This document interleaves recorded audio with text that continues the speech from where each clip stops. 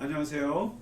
토라 강의 성경 공부에 들어오신 우리 갈릴리 교전나무교회 교회 여러분, 그리고 영상으로 함께 하시는 형제 자매 여러분 환영합니다. 이제 오늘 2월 10일, 이제 설날이 아마 연휴가 내일부터인데, 오늘 쉬시기 전에 오늘 같이 또 성경 공부 같이 하시고 또 한 주를 보내시면 좋을 것 같습니다.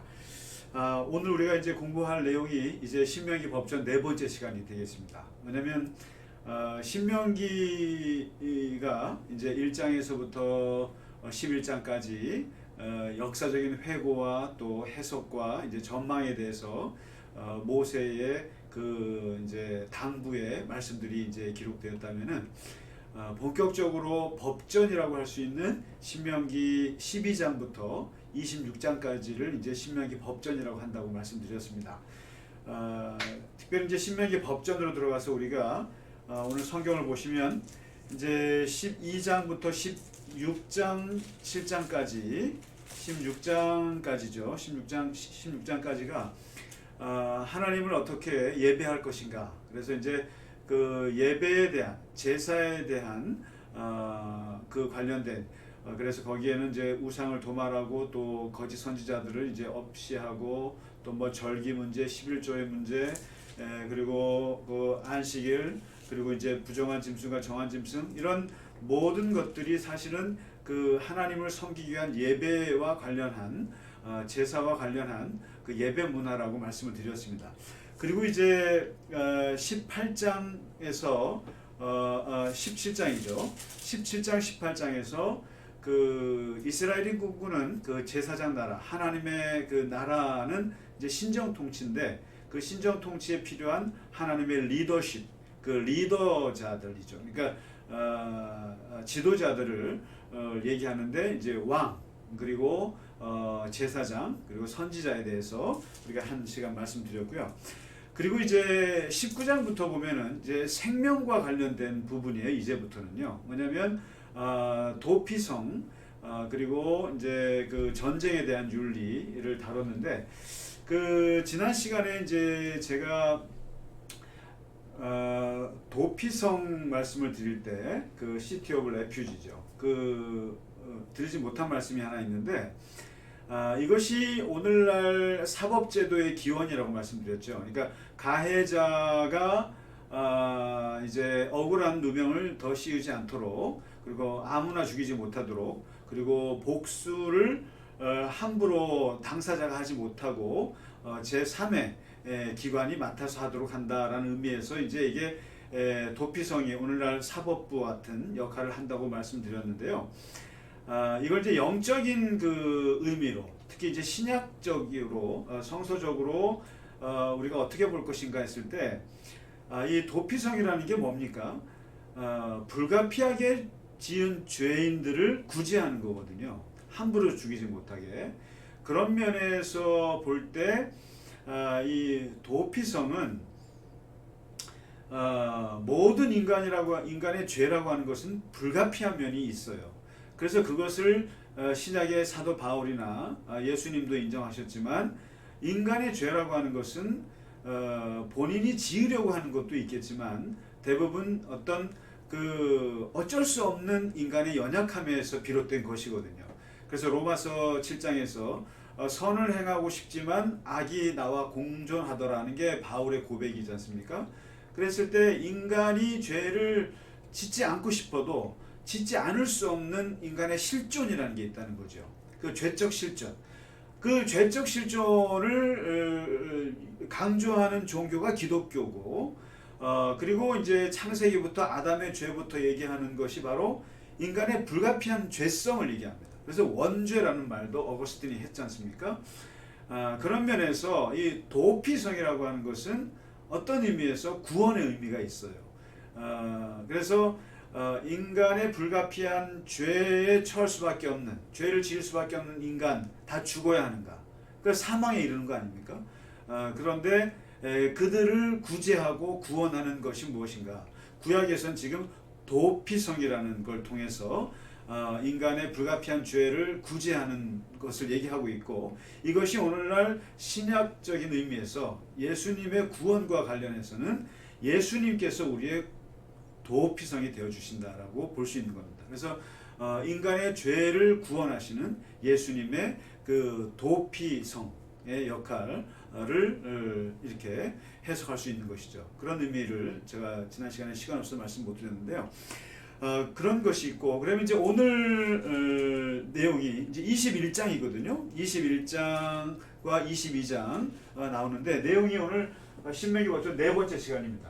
그러니까 구별과 사랑이라는 제목으로 이제 잡았는데, 이제 21장이고, 이제부터는 그 하나하나의 어떤 그 사안별로, 이게 법전이란 말이죠. 그래서 어떤 경우에는 어떻게 하고 어떤 경우에는 어떻게 하라, 이런 것들이 나오는데, 여기에서 이제 그 토라에, 넓게 말하면 성경의 깊은 인간 존중, 그리고 인간에 대한 생명에 대한 존중, 그리고 이제 어떤 그 구별, 여러 가지 이제 그 사상이 나오는데, 21장에 이제 그 20장의 전쟁과 더불어서 21장에서 이제 나오는 케이스가 하나 나옵니다. 뭐냐면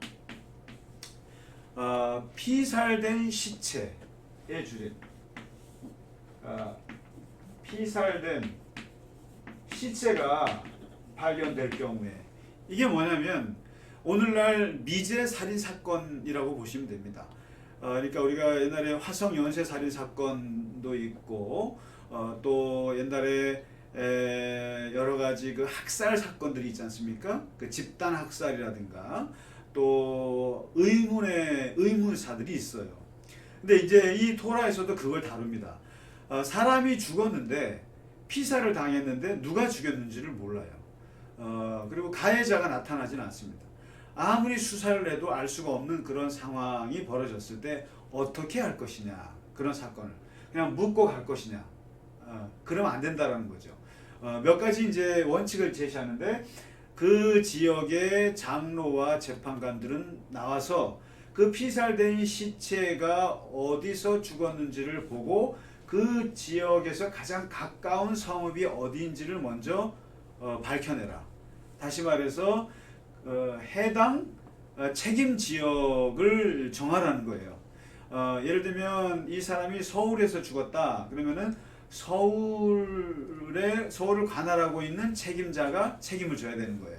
만약에 부산이다 그러면은 부산의 책임자가 그 문제를 관할해야 되는 거예요. 우리가 이제 경찰들 보면 다 자기 관할 구역이 있듯이, 이런 미제 살인 사건이 났을 때 이 사람의 책임 소재가 누구에게 있느냐, 그 지역 가장 가까운 성읍의 책임자가 이제 일단 그것을 맡아야 하고, 두 번째는 아무리 찾아도 이 가해자가 나타나지 않고 살인자가 나타나지 않고, 이게 미제 살인 사건으로 의문사로 덮어질 수밖에 없는 상황이 됐다. 그러면 그 지역에 있는 그 책임자들은 암송아지를 잡아서 제사를 지내고, 그리고 그 목을 딴 그 피를 받아서 거기에 손을 그 피를 흘린 송아지로부터 이제 손을 씻고 씻으면서 이렇게 기도하라는 거예요. 무죄한 피를 우리에게 돌리지 마시옵소서. 이 사람이 우리 지역에서 살인을 당했는데 이 무죄하게 죽은 이 사람의 피가 우리 지역으로 우리에게 넘어오지 않도록 하여 주시옵소서 하고 기도하라는 거죠. 이게 뭘 말하냐면은 일종의 이 죽은 사람에 대해서 이 사람을 추모하고 이 사람을 기억하고 이 사람의 원한을 씻어주라는 의미가 강한 거예요. 이게 이제 오늘날 보면 이 의문사 과거위원회 같은 게 있잖아요. 의문사 진상위원회, 이런 것들이 발족되는 이유가 바로 이 21장에 나오는 피살된 시체, 의문의 죽음을 당한 사람이 우리 지역에 있다 그러면 모른 채 하면 안 된다는 거죠. 그 사람의 죽음을 어떻게 해서든지 해결해야 되는데, 살인자를 찾아서 재판에 넘기면 되지만 그게 안 될 경우에는 제사를 지내고 그리고 그 사람의 원혼을 이제 빌고 그리고 그 피가 우리에게 저주가 되지 않도록 그렇게 끊어주라고 하는 것이죠. 마무리를 하라는 것이죠. 그래서 여러분 이 집단 학살당 홀로코스트라든가 또 뭐 우리나라 뭐 제주 4.3의 뭐 피해자들이라든가 또 여러 가지 역사에 그런 그 피해를 입었던 그런 의문의 죽음을 당한 분들에 대해서 항상 그들에 대한 추모를 하죠. 그것이 그 지역 사회에 그 여러분 사람이 집단적으로 죽거나 의문의 죽음을 많이 당한 그런 곳은 결코 그 지역이 복스러운 지역이라고 말할 수 없습니다. 그리고 그러한 억울한 죽음들이 많을수록 그 지역은 어둠의 영 또는 결코 그 지역이 좋을 수가 없는 거예요. 그렇기 때문에 그 죽음에 대해서는 어쨌든 마무리를 지어야만 그 지역이 복을 받는다라는 것이죠. 이게 21장에. 그래서 이 피살된 시체를 어떻게 할 것인가, 이 부분이 오늘날에도 똑같이 죽음을 대하는 중요한 가르침을 준다고 말할 수 있습니다. 그 다음에 이제 두 번째 이런 케이스가 나와요. 뭐냐면 전쟁에서 여자 포로를 얻었을 때 이제 포로가 있을 거 아닙니까? 남자 군인들만 죽이고 포로 여자들이나 아이들이나 살리게 되어 있는데 전리품이잖아요. 그랬을 때 여자 포로 중에 이제 마음에 드는 여자가 있어가지고 내가 결혼을 하고 싶어서 이제 데리고 올 때는 어떻게 할 것이냐? 그럴 때는 머리를 밀고 손톱을 이제 자르고 포로의 의복을 벗기고 이제 데려오라는 거예요. 데리고 오고 그리고 그 여자의 부모를 위해서 장인 장모죠. 위해서 한 달 동안 애국을 해야 한다. 얼마나 슬프겠어요. 딸을 전쟁 포로로 간 것도 슬픈데 또 이제 시집까지 가야 되니까 어떻게 보면 이제 그 애국을 해주고 그렇게 데리고 와서 아내로 삼으라는 거예요. 그런데 만일 데리고 살다가 마음에 들지 않아서 헤어지게 될 때, 여기서 이제 버린다라는 말을 씁니다. 헤어지게 될 때 두 가지, 마음대로 버리지 마라. 그러니까 절대로 돈 주고 팔지 마라. 노예라고 생각하지 말고 팔지 말고, 그리고 마음대로 고향으로 갈 수 있도록 그렇게 해주라. 이렇게 이제 얘기를 합니다. 여기에서 뭐가 나오냐면 바로 이제 이혼의 문제가 나오죠. 그러니까 같이 살던 여자와 이혼할 때 어떻게 할 것이냐라고 했을 때 그 구약에서는 토라에서는 마음껏 가도록 해주라. 그리고 팔지 마라. 이렇게 하거든요. 그런데 이것이 이제 왜곡이 돼가지고 예수님 당시에 율법 학자들이, 그러니까 여자가 조그만 실수를 해도 이혼할 수 있고, 근데 이혼이라는 말은 오늘날의 용어예요. 옛날에는 이것을 버리다라고 썼어요. 버리다. 여자를 버린다. 그래서 예수님께서 말씀하신 그 이혼에 대한 가르침은 뭐냐면 이혼하지 말라라는 거거든요. 근데 이 말은 그런 오늘날의 의미의 이혼이 아니라 서로 합의해서 헤어지는 것이 아니라 일방적으로 버린다는 뜻이에요.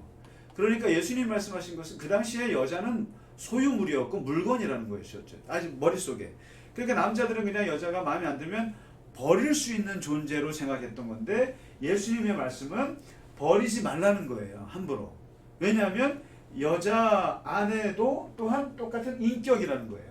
그러니까 그 당시에 사람들은 여자를 물건으로 취급했다는 거죠. 그러니까 복음서에도 보면은 사람들 셀 때는 남자만 세잖아요. 근데 이제 예수님께서는 인격이라고 하는 거예요. 인격. 최초로 어떻게 보면 여성 해방주의자인데 예수님께서는 그런 의미에서. 그래서 왜 버리느냐? 근데 이 사상이 어디서 왔느냐? 여기서 토라에서도 마찬가지예요. 율법을 제대로 아는 사람들은 그걸 아는 거예요. 아무리 포로로 끌려온 여자를 할지라도 물건 취급하듯이 팔지 마라. 마음대로 갈 수 있도록 해주라. 인격이라고 하는 거예요. 이게 토라의 정신이에요. 근데 이제 예수님 당시에 바리새인들이나 이런 사람들은 이걸 곡해하고 악의적으로, 그래서 예수님이 그랬잖아요. 너희들이 하나님의 뜻을 몰라서 그렇다. 함부로 버리지 말아라. 여자는 안에 인격이기 때문이다. 이런 여자 포로에 대한 얘기를 하고 있습니다. 이게 이제 예수님 말씀과 다 매치가 되고 있고요. 그 다음에 이제 세 번째, 아주 이런 일들이 있나 봐요. 그 뭐냐면 장자의 상속을 누구한테 하는가? 상속의 문제가 나오는데요. 이제 두 아내가 있다는 거예요. 이제 옛날에는 이제 일부 다처가 됐으니까요. 두 아내가 있는데 한 여자는 사랑을 받았고 한 여자는 미움을 받았는데 이 미움 받는 아이가 첫째 아들이라는 거예요. 그리고 이제 사랑하는 아이는 둘째라는 거예요. 그랬을 때 아버지가 죽을 때 누구한테 상속권을 줄 것이냐? 그러면은 그랬을 때 내가 사랑하는 아내의 아들이니까 내가 얘한테 주겠다라고 하지 말라는 거예요. 미워하는 아내의 아이가 장자라면 그 사람에게 장자권을 줘야 한다는 거예요. 마치 이제 성경에 보면은 야곱이 레아와 라헬을 뒀었죠. 그때 레아는 미워하는 부인이었고 라헬은 사랑하는 부인이었죠. 그리고 이제 그 한나도 분인나와 함께 아내였죠. 그랬을 때 많은 남자들이 자기가 사랑하는 아내 쪽의 아들을 더 상속권을 주려고 했다는 거죠. 근데 그래서는 안 된다는 거죠. 미움받는 자의 아들이라고 해서 상속을 그렇게 하면 안 된다. 이런 얘기가 나오고요. 그러니까 이제 공평하게 하라는 거죠. 그 다음에 이제 네 번째 21장에는 페류나에 대해서는 안 돼. 페류나. 그래서 그 부모에게 패역을 저지르는 자식들은 어떻게 하느냐? 그 부분에 있어서는 토라는 아주 단정적이고 아주 뭐랄까 분명하게 말합니다. 죽이라. 부모에게 불순종하는 자식들은 무조건 죽이라. 뭐로 죽이냐? 그 동네 공동체 사람들이 집단적으로 돌로 쳐 죽이라 이렇게 나옵니다. 이게 왜 중요하냐면 그 부모에게 불순종하는 자식들을 죽이라고 하는, 그러니까 돌로 쳐 죽이라고 하는 것이 몇 개 없어요. 첫째, 우상을 숭배하는 사람은 돌로 쳐 죽입니다. 그런데 똑같은 그 등급으로 부모를 공경하지 않고 부모에게 불순종하고 패역을 저지른 죽이라. 왜 그러냐면 10계명에 보면은 부모 공경이 5번째거든요. 5계명으로 나오는데 1, 2, 3계명이 첫째가 하나님만 섬기라, 둘째가 우상을 섬기지 마라, 셋째가 하나님의 이름을 망령되이 걷지 마라. 이게 하나님에 대한 그 계명이고, 그 다음에 이제 인간에 대한 계명이 나오기 전에 안식일 계명이 네 번째 나옵니다. 중간에 끼고요. 그 다음에 이제 인간에 대한 계명이 6개가 나오는데 그 첫 번째 계명이 바로 부모 공경입니다. 이 말은 하나님 공경과 부모 공경은 거의 대등한 위치라는 거예요. 그래서 이 성경에서 부모의 위치는 거의 하나님 다음의 위치라고 보면 맞습니다. 그래서 이 부모에 대해서 거역하거나 이것은 있을 수 없는 일이라는 거예요. 하나님을 우상을 섬기는 사람을 돌로 쳐 죽이듯이 이 부모를 공경하지 않고 부모를 패역한 자식들은 돌로 쳐 죽이 똑같은 거예요. 그래서 부모님은 하나님께서 인간에게 보내주신 하나님의 대리자라는 말을 하죠. 그런 의미에서 이 굉장히 이제 부모 공경에 대한 부분을 얘기를 하고 있고요. 그리고 이제 아주 그 21장에 아주 그 2구절짜리 짧은 구절이 하나 있는데 이게 뭐냐면 사람이 죽을 죄를 지었을 때는 나무에 매달른다는 거예요. 나무에 매달라 죽이는데 이 나무에 매달아 죽은 사람은 그 밤새도록 매달아 놓지 마라. 왜냐하면은 그 저주받은 사람 때문에 그 땅이 더러워지니까 빨리 내려서 버리라는 거거든요. 근데 이게 뭘 말하냐면은 이 이스라엘 사람들에게는 나무에 매달려 죽은 사람들은 하나님의 저주를 받은 자다라는 말이 여기에 있어요. 신명기에. 그래서 이 구절에 근거해서 사도 바울이 예수님을 믿지 못했던 거예요. 왜냐하면 예수님은 나무에 매달아 돌아가신 분이거든요. 그래서 이스라엘 사람들이 볼 때 십자가에서 달려 죽었다라고 하는 것은 그야말로 하나님의 버림받은 자예요. 그래서 예수님께서도 엘리 엘리 라마 사박다니라고 말씀하셨던 이유가 왜 나를 버리셨나이까? 이게 십자가의 죽음이라는 것, 그리고 나무에 매달려 죽었다는 것은 도저히 하나님으로부터 받아들여질 수 없는 죽음이라는 것이죠. 그런 구절이 나옵니다. 그래서 요 구절이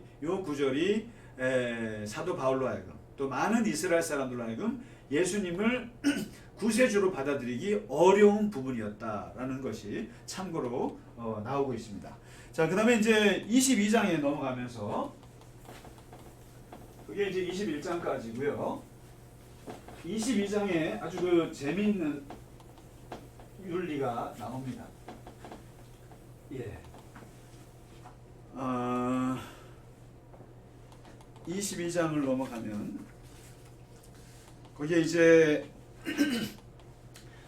일종의 구별의 윤리 그리고 이제 사랑의 윤리 이게 구약과 신약의 이제 윤리를 이제 두 개로 나눈다 그러면 구약은 그야말로 구별이라고 볼 수 있을 거예요. 구별의 윤리라고 볼 수 있고 이것을 예수님께서는 사랑의 윤리로 어떻게 보면 업그레이드 하셨어요. 이제 특히 산상수훈을 잘 보셔야 되는데 우리가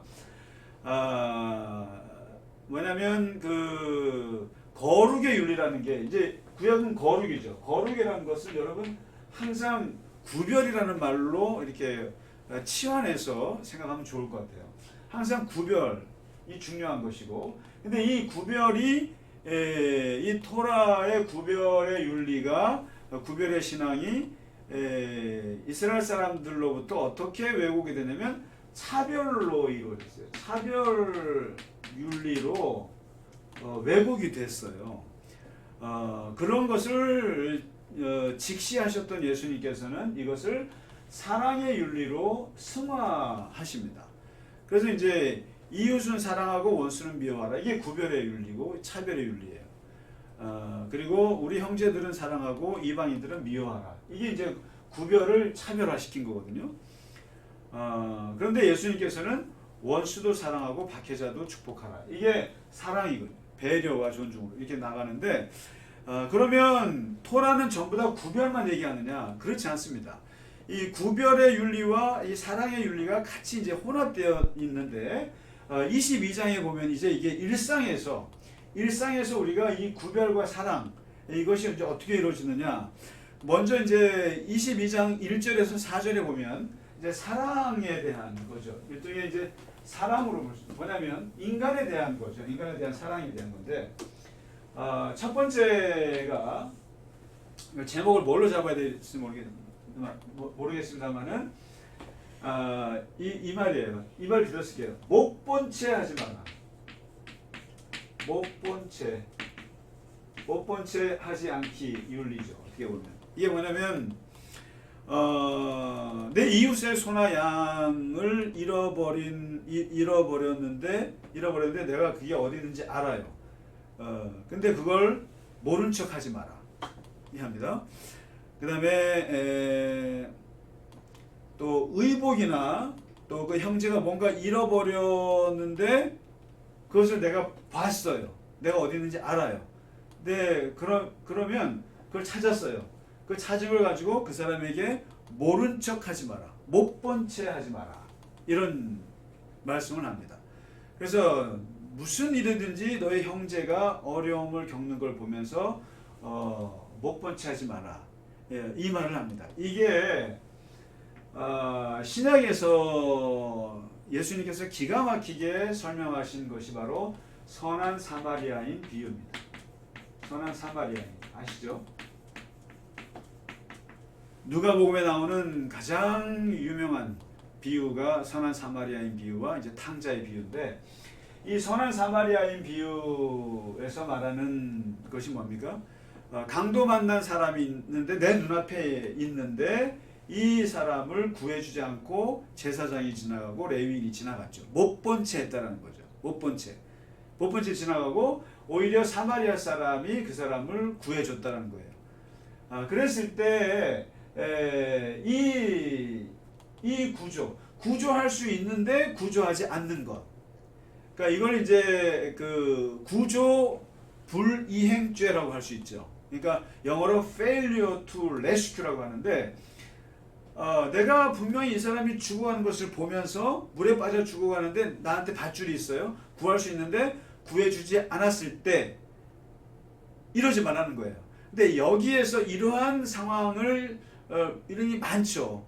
뭐 위험에 처한 사람들이 많은데 그 사람을 도와주지 않고 응급처치하지 않고 병원 데려가지 않고 119 부르지 않고 할 수 있는데 하지 않는 것.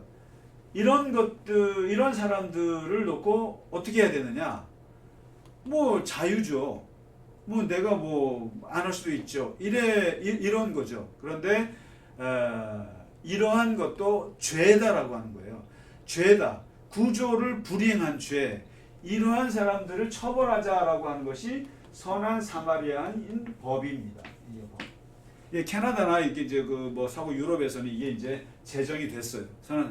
그러니까 구조 불이행을 한 사람, 할 수 있는데도 하지 않았을 때 그 사람에게 책임을 묻고 처벌을 하는 선한 사마리아인 법이라는 것이 있는데, 물론 한국에는 이런 법이 아직 발의는 됐어요. 그러나 아직 그 입법화되지는 않았는데, 이 토라에서는 당연히 도와줘야 되는 경우에 도와주지 못했을 때는 이것은 큰 문제다.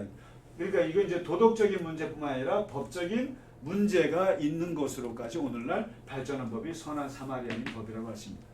그러니까 못 본 채 하지 말라는 거죠. 그래서 여러분, 이웃의 궁핍함, 또 이웃의 고난, 이웃의 위기들을 보면서 모른 채 한다라고 하는 것은 근데 그거는 사실상 도덕적으로도 문제고 이제 법적으로도 얘기를 하는 거죠. 나라가 망하고 있는데 또 뭐 이웃이 죽어가고 있는데 나는 뭐 독야청청 잘 살고 있다. 그를 도와줄 수 있는데 도와주지 못한다. 이것도 죄라고 하는 겁니다. 토라는 분명히 못 본 채 하지 말라는 얘기를 하고 있습니다. 그 다음에 이제 두 번째, 이거는 일종의 사랑의 윤리인 거죠. 사랑의 윤리에 들어가고 이제 구별의 윤리로 들어가 보면 우리가 앞부분에서도 이제 계속 말씀을 드렸습니다만은 제가 이제 그 아무나 만나지 마, 아무나 먹지 마, 아무거나 먹지 마, 그다음에 아무거나 만지지 마, 그리고 아무거나 하지 마. 이제 이렇게 이제 그 구별의 윤리를 정리한 적이 있는데요.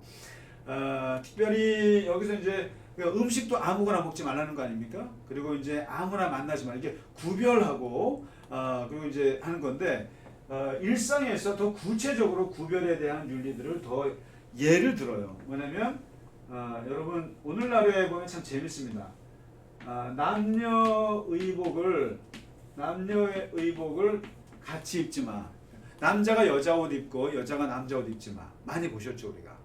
남자가 여자 옷 입고 여자가 남자 옷. 이러지 말라는 거예요. 남자는 남자의 옷만 입고 여자는 여자의 옷을 입어라. 이런 거고요. 그 다음에 사냥을 하고 혹은 어떤 이제 고기를 잡으러 갔을 때도 마찬가지죠. 새를 잡았다 그러면은 어미새와 새끼새를 같이 잡지 말라는 겁니다. 이거 참 중요한 생태 윤리입니다. 이게 환경 윤리인데 새와 새끼를 동시에 잡지 마라. 그러니까 새끼만 잡든지 이렇게 해서 하나. 그래서 미국에서 보면 그 캘리포니아 해안에서 이제 사람들이 이렇게 뭘 잡으러 가요. 오이스터, 굴 같은 거 잡으러 이제 고기를 잡으러 오는데 이렇게 잡아가지고 이렇게 오잖아요. 오면은 꼭 와서 딱 이게 자로 잽니다. 자로 재갖고 뭐 50cm 이하면 무조건 내보내야 돼요. 만약에 이상이면 잡아야 되고. 그러니까 이게 이제 일종의 동시에 그리고 멸종을 시키지 말라는 거예요. 새와 새끼가 있으면은 새끼만 잡든지 그렇게 해서 어미새를 살려두든지 그렇게 해서 이제 하지 말라는 거고, 그다음에 염소 젖에 새끼 염소를 삼지 마라. 이게 아주 유명한 말이에요. 그러니까 염소 젖에서 나온 그 우유에다가 그가 낳은 새끼 염소를 갖다 삶아서 염소 고기 해먹지 말라는 거예요. 잔인하다는 거예요. 이게 이런 것이. 그러니까 구별하라는 거예요. 그래서 우리가 이 성경의 토라는 오늘날 중요한 생태 신학, 이제 뭐 이 코로나라는 게 이 생태 위기 아닙니까? 그런 면에서 너무 무차별적으로 다 먹은 게 문제예요. 다 잡아먹는 거예요. 그러니까 뭐 곰이 좋다 그러면 곰을 다 잡아먹고 뭐가 좋다 그러면 다 잡아먹고 이러는데 이 토라에서는 분명히 새와 새끼를 구별해라. 잡아먹을 게 있고 잡아먹지 않을 것이 있다는 거예요. 이게. 그러면서 항상 달라붙는 말이 너희가 복을 받으리라는 거예요. 이게 발전을 해도 뭔가 이 정복을 하고 정복을 하고 자연을 뭔가 우리가 거기서 뭔가 얻는다 하더라도 정도껏 하라는 거예요. 정도껏. 너무 탐욕스럽게. 이 코로나라는 게 뭐예요? 그냥 밥쥐까지 먹겠다는 거예요? 아니면 뭐 너무 야생에 너무 자연에 인간이 너무 침범에 들어갔다는 뜻이죠. 이게 생태 문제. 저는 이게 참 심각하다고 봅니다. 정도껏 잡아먹어야 되는 거죠. 이러면 뭐 오징어를 잡는다 그러면 오징어도 새끼 오징어를 내보내야 되고 그냥 큰 것만 잡아먹고 이게 구별이 돼야 되는 겁니다. 이게. 그 다음에 이 구별. 그 다음에 이제 종자를 뿌릴 때에도 너무 욕심을 내가지고 두 개의 종자를 같이 파종하지 마라. 같이 파종하지 마라. 그러니까 감자 종자는 감자 밭에 뿌리고 고구마는 고구마 밭에 뿌려야지 감자와 고구마를 같이 섞지 마라. 그러니까 이제 오늘날에는 이게 우생학이 발전해서 뭐 많은 거 교조하는데 이 토라에서는 이러지 말라는 겁니다. 그러니까 어떻게 보면은 이제 인간 복제, 그다음에 그 돌리 같이 양 복제가 나오잖아요. 이게 이런 것들이 과연 앞으로 이게 섞는 거, 섞어서 뭔가 새로운 걸 창조해내는 이러한 그 유전학의 문제가 윤리적으로 과연 좋겠는가? 아니면 생태학적으로 과연 바람직하겠는가? 한번 잘 생각해 봐야 됩니다. 그러니까 우리가 우리의 그 어떤 우리의 이제 그 어떤 그 일용할 음식, 우리가 필요에 의해서 뭔가 이게 자연을 섞어버리는 것들, 이런 것들이 과연 좋겠는가 한번 생각해 봐야 되고요. 그 다음에 심지어는 소와 당나귀 있잖아요. 소와 나귀가 이제 밭을 가지 않습니까? 밭을 가면은 소와 나귀를 같이 동시에 결의에 묶어서 가지 말라는 거예요. 그러니까 소는 소들이 끌고 나귀는 나귀대로 끌어야 된다는 거예요. 같이 동시에 두 마리를 같이 해서 하지 말라는 거예요. 그러니까 다른 종류의 가축을 같이 해서 서로 피곤하게 하지 말라는 거죠. 서로가 같이 섞지 말라는 겁니다. 그 다음에 양털과 배실을 같이 섞어서 옷을 짜지 마라. 그러니까 나이론과 면을 같이 짜서 옷을 입지 마라. 이런 거죠. 이런. 그러니까 옷도 아주 그래서 그 이스라엘 사람들 전통적인 사람들 보면 그냥 하얀 옷, 까만 옷만 딱 입지. 이것이 우리 같이 뭐 여기도 뭐 이렇게 디자인 하지 않습니까? 디자인 해가지고 뭐 무슨 색깔 이러지 말라는 거거든요. 왜 이러느냐라는 거죠. 왜 이렇게 그 생활에서 의복도 나누지 말고 새와 새끼, 그다음에 두 종자가 같이 뿌리지 말고 소와 나귀, 그다음에 옷도 두 종류의 옷을 같이 섞지 말라 이렇게까지 세밀하게 자꾸만 구별시키느냐라는 거죠. 이건 뭐냐면 넘지 말아야 할 선이 있다라는 거예요. 이 땅에서 사는 사람들에게는. 그래서 그 넘지 말아야 할 선을 지키고 그리고 그래야만 거기에서 생명이 보존된다라는 거예요. 사실은. 왜 오늘날 이 코로나가 이렇게 문제가 되는가? 이게 섬지 말아야 할 선을 넘었기 때문에 그런 거죠. 솔직히 말씀드리면. 그리고 이제 그래서 오늘날 이 토라의 구별의 윤리가 코로나 시대는 필요합니다. 그러니까 사회적 거리두기라고 하는 게 사실 그런 의미가 있어요. 우리는 너무 가까이 섞여 살았다는 거죠.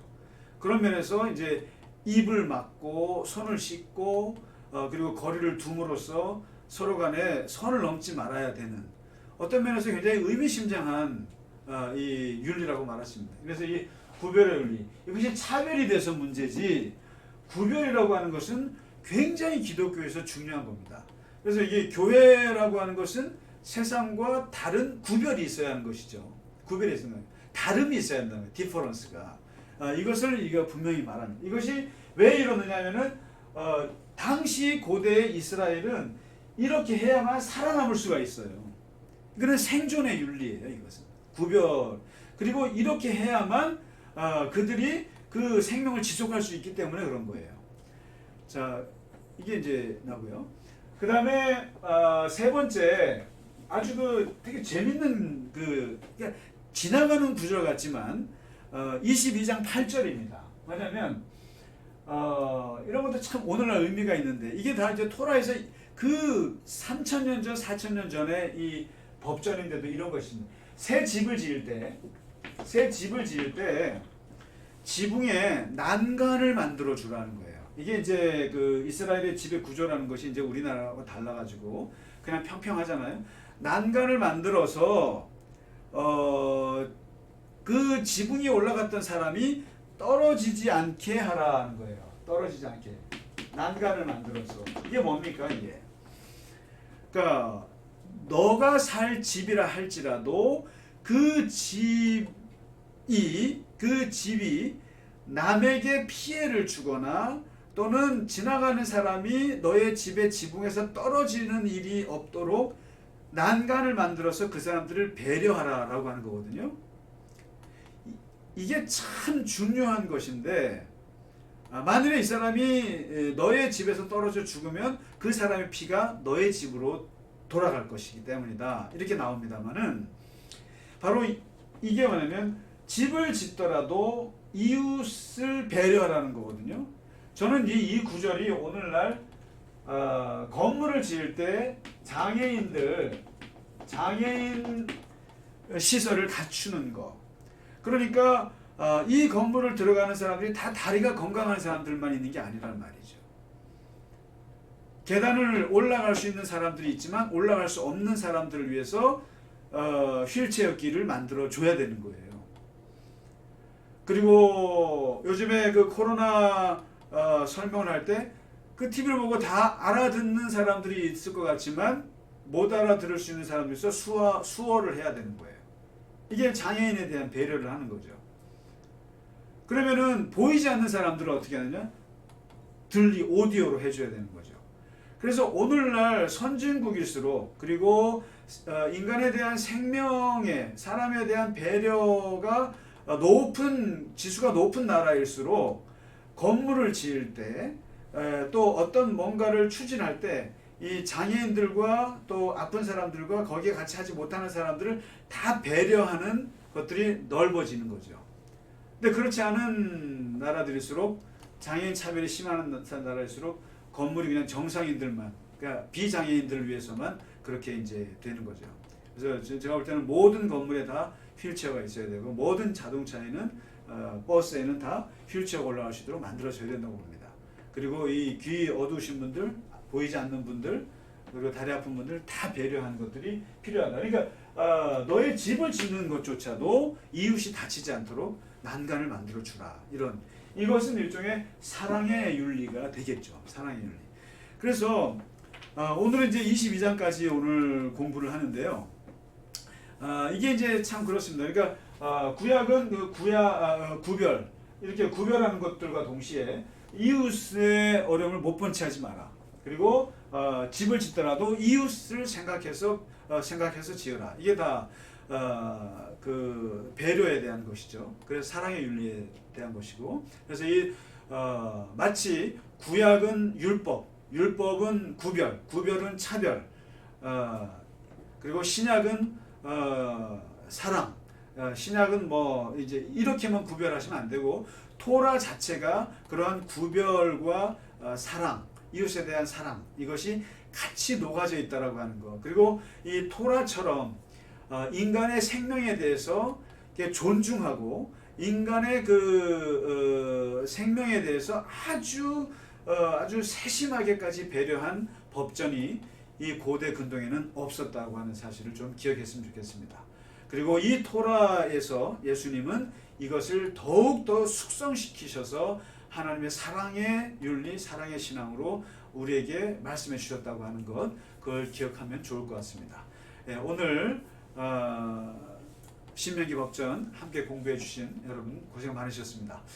그리고 이제 설 연휴 즐겁게 보내시길 바라고요. 건강하게 보내시고 우리 다시 만날 수 있기를 기대하겠습니다. 감사합니다.